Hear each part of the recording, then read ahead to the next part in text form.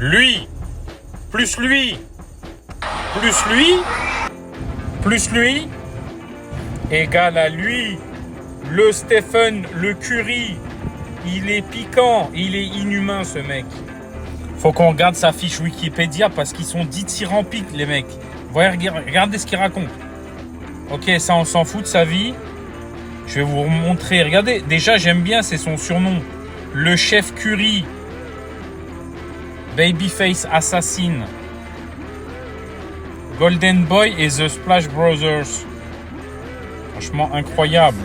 Mais c'est ce qu'ils disent à la fin, c'est trop. En fait, ce qu'ils disent sur ses capacités, c'est exceptionnel. Déjà, il dit c'est le meilleur marqueur de l'histoire de la NBA. Le mec, c'est le Sangoku du tir à 3 points. En fait, il a une espèce de facilité. Pour moi, c'est un magicien.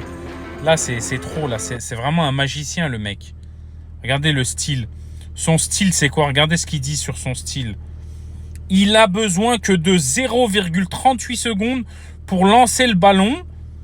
Il est le joueur le plus rapide de la NBA, envoie le ballon avec une courbe presque parfaite. Il est réputé pour avoir un geste de tir sans effort.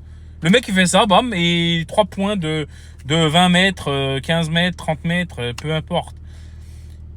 On voit souvent Stephen s'entraîner depuis le rond central, bordel. En fait, je vous laisse imaginer les capacités physiques, de coordination, de force qu'il faut pour mettre des 3 points comme ça. Vous voyez ce que je veux dire ou pas? Le mec, des fois, il est sous la pression d'un autre joueur. Il a le temps de faire une feinte, machin, retourner.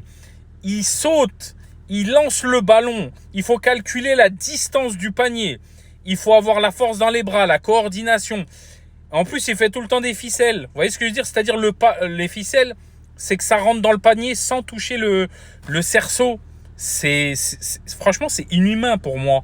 En fait, la vitesse à laquelle il les met, on dirait je sais pas moi, comment c'est possible en fait. Vous voyez, vous regardez le foot.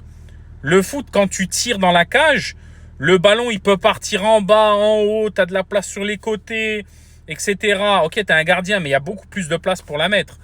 Là, dans le basket, le cerceau, il est un tout petit peu plus grand que le ballon en termes de diamètre. Donc en fait, il faut réussir à esquiver le mec qui te met la pression. Il faut calculer la distance dans l'espace. Il faut mettre la force, la coordination. Avec tes yeux, il faut calculer le temps de voyage de la balle. Mais franchement, hein, je vous laisse imaginer à quel point c'est difficile.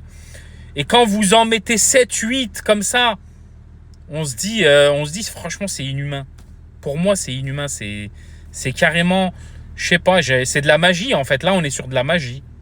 Vous en pensez quoi? Pour ceux qui jouent au basket, donnez-moi votre avis. Parce que là, je vous dis honnêtement, pour moi, c'est clairement de la triche. Ce mec-là, quand tu l'as dans ton équipe, t'es un tricheur déjà. Vous en pensez quoi?